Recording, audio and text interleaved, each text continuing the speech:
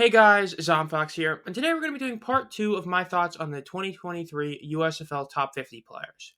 Now, if you haven't seen part 1, click the top right, that link will bring you to that video. That covers the first 25 players of the list. This is going to be the next 15, spots 25 to 11. So without further ado, let's get started with number 25 in Johnny Dixon of the Breakers, 24 John Atkins of the Showboats, 23 Boogie Roberts of the Pittsburgh Maulers, Chris Orr at 22 for the Generals, one of the biggest shocks on the list, 21, Manny Bunch of the Gamblers. And then Reuben Foster of the Maulers comes in at 20. Another shocker, Dion Kane up at 19 for the Stallions. CJ Marable comes in at 18 for the Stallions. Isaiah Henney, 17 for the Maulers. Number 16, Justin Hall of the Gamblers. And then for the final five of this part, Jerron Jones comes at number 15, one of the only two players to be on both all USFL teams this year and last year. Derek Dillon comes in at 14 as Showboats. And the other player to come in at both all USFL teams, and Toby Johnson of the Generals, comes in at 13. McLeod Bethel Thompson comes in at 12 for the Breakers. And then finally, at number 11 is Davion Davis of the Stallions. So, all in all, I honestly can understand a lot of the arguments for these guys where they are. I mean, there's a couple that are like kind of questionable. I don't really think CJ Marable should be as high as he is compared to, the likes Darius Victor. I don't think he deserves to be moved up that high because of the playoffs. But really, I see two huge issues on this group. The first one is Chris Orr versus Reuben Foster.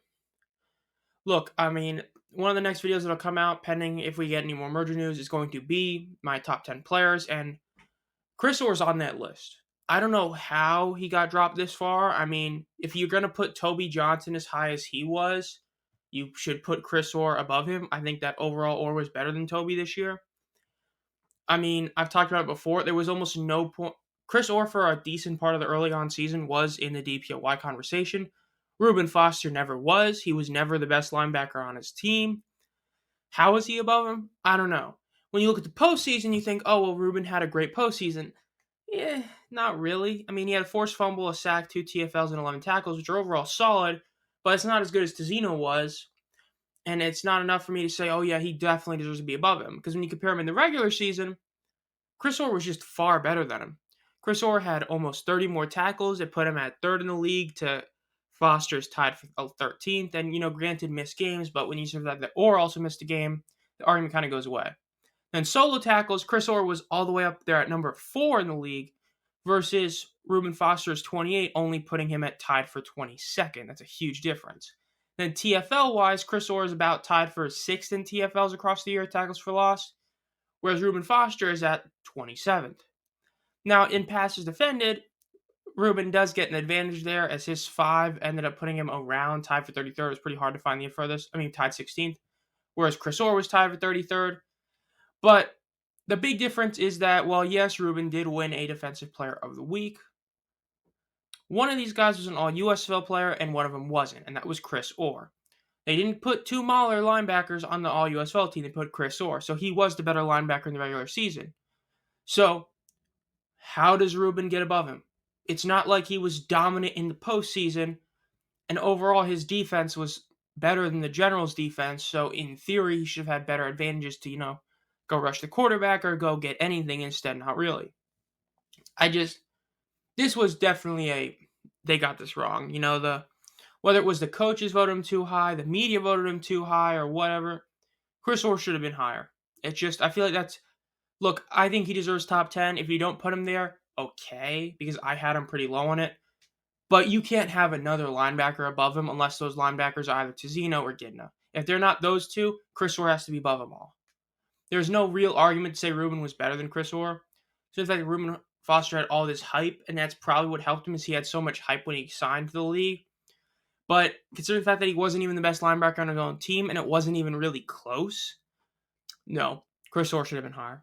Then the other issue is Johnny Dixon versus Dion Kane.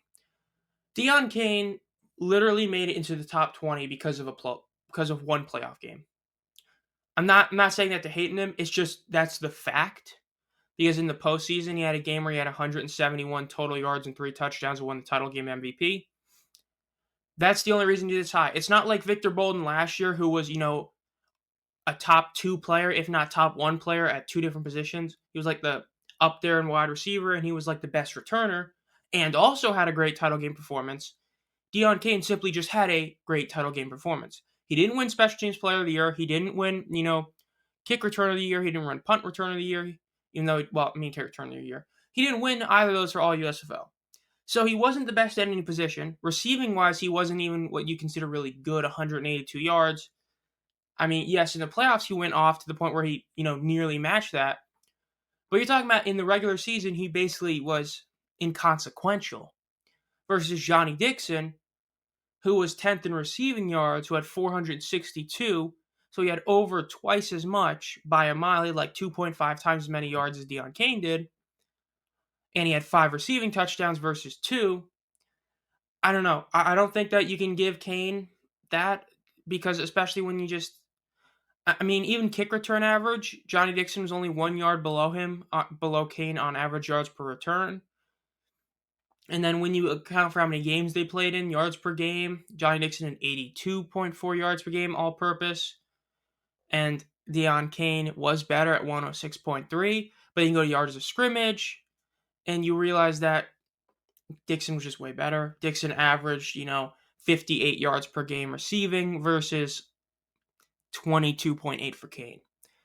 And granted, in the postseason, Dixon didn't do a ton, but he still did have 51 yards and 6 receptions. So I don't see how Kane can get this high on the list basically on just a title game performance. I think that top 30 is fair. And you can make a case for that, but when you're talking about, some of the better receivers in the league and you're putting him above them because of one game, and I mean literally one game, that's pretty crazy to me. I just don't see it. I think that this is one of the biggest atrocities on the list. It's not as bad as Chris Orr getting, hammered all the way down to 22 below Reuben Foster. But Deion Kane should not be above Johnny Dixon. There's just no way. So that'll do it for this list. As I said, CJ Maribel, I'm not a fan of. I really don't like that one either. I think he should be a lot lower in the list.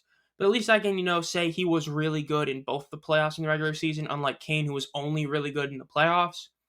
So that's why I didn't make a big deal about it, and I already made my Darius Victor point last time.